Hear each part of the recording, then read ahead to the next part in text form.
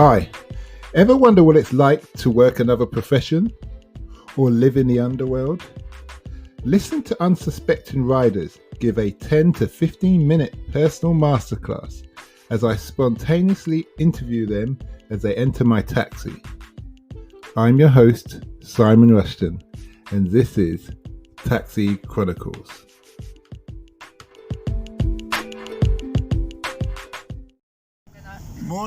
Morning. Yes, we're back with another rider, another story. Today we've got a lovely lady all the way from the DRC, and she's a photographer. And I've picked her up and she's just doing some photo shoot of Dr. Martens. So for those who like Dr. Martens, you can check out her Instagram. I'm sure she's on there. But anyway, we're going to talk to her about life and what it's like being a photographer and how she got into it. So here you are, Olivia. You really are cold. I am cold. So Olivia, tell yes. us, how did you get into the industry and what motivates you? I actually didn't go to uni for this. So I went to uni but had another degree in politics. But I've always been into photography and film and stuff. And moving to London, I felt inspired to just do it without a degree because everybody else was like, all of my friends were like creatives and things like that. So I just started assisting, taking my own pictures, and now I'm here. Okay. So how long have you been doing it for? About 5 years. So Yeah. you've been paying the rent then? It's just started to pay the rent. Okay. It takes a long time to like pick up. Okay. But when it does, it's good. What kind of photography have you been doing over the years? Like fashion, beauty stuff. Okay. So it's fashion and beauty, so people and clothing. Yeah. Okay. And like makeup and skincare. Okay. So mainly female fashion, female stuff. Oh, for guys as well, but yeah, mainly female. Okay. What would you say you've learned that you wish you knew when you started this industry? I wish just to be more confident and believe in myself a bit more, because I feel like once you kind of not believe your own hype, but like when you look confident, people trust you more, and they trust you with their business, and they trust you with their money and things like that. So yeah. Okay, that's good. Would you do anything different that you've done in your career? I will start sooner. You would have started sooner? Yeah. Would you have still done a degree in politics? Absolutely not. Okay. What made you want to do a degree in politics? I don't know, African parents, but I think I just didn't have the confidence to go for something that I liked. Oh, so you just for something you didn't like. Yeah, I mean, I did like politics. I was interested in it, but I knew that's not what I wanted to do. So you just did it anyway? Yeah. You could have done a vocation like maths or English or science. Right. No, I'm saying, because that would have been able to use in a bit more, yeah. And stuff. Okay. Mm-hmm. What would you, younger you? Yeah. Yeah, you said you would still follow the same route. Mhm. Yeah. Oh, you would have jumped in earlier. Yeah, much earlier. How would you have jumped in earlier? Would you have done a degree? Yeah, I would have went to uni for this, because I think all of the like art schools in London are really good. So yeah, I should have done that, because you can really like have access to a lot of like facilities and studio and film and things like that, which can get really expensive when you're not at uni. Did you do your degree here? Yeah, I did. Okay. So tell us a bit about yourself. How long have you been living in England for? I've been living in England for like 9 years now. Okay. No, almost 10. Almost 10.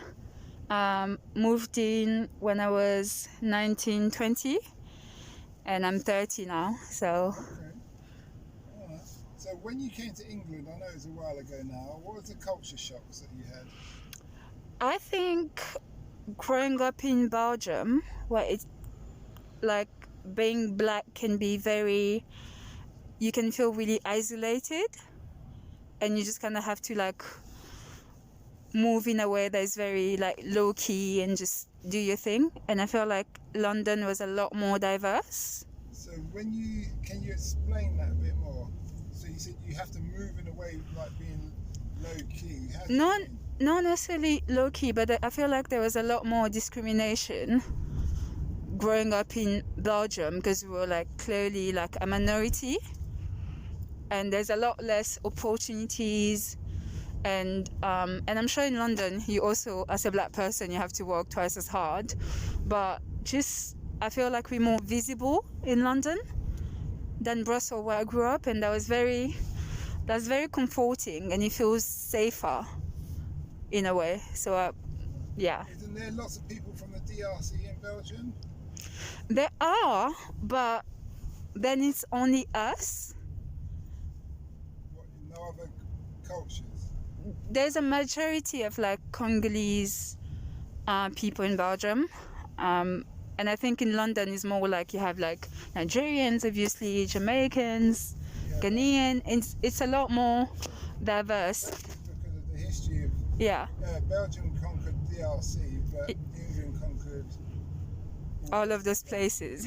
You see what I mean? Yeah. So it's like a uncle who paid for your degree but molested you. Exactly.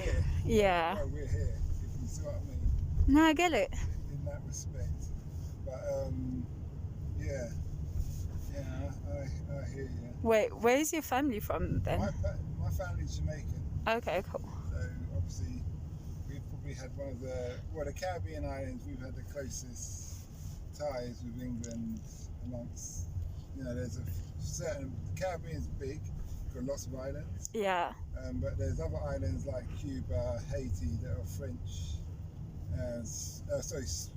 Spanish is Cuba, Haiti's French, and then obviously we're English. Okay. Island in that respect, but we used to be Spanish. Sorry. That's why we have a Spanish town and things like that. So how you said you like living in England. Mhm. Mm-hmm.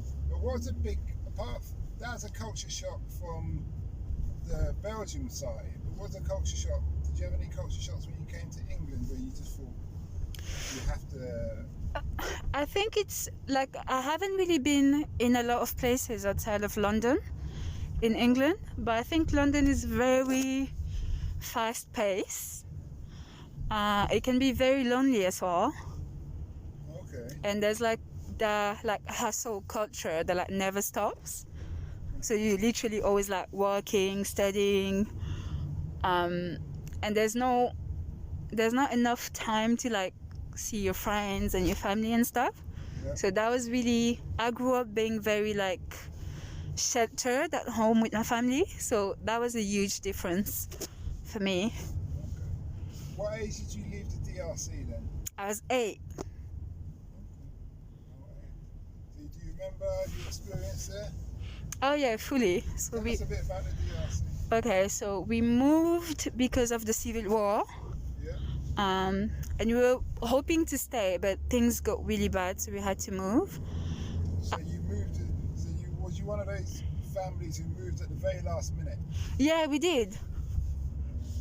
But which was also just. I never understood that. But I think because my dad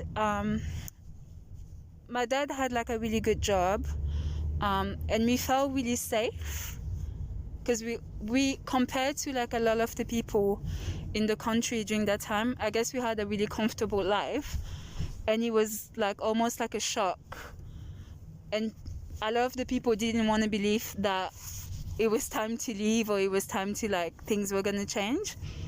Okay. So I think my parents kind of felt like, oh, Element of denial. yeah, they were really like, we lost our house and everything like in one day, and we had to leave. When you say you lost it, what? It got blown up? So or? no, at the time, so obviously people were like so upset, like I'm learning all these things as an adult, but the guy that was president at the time, that government was like not taking care of the people. People were like upset and resentful towards anyone that had like Well.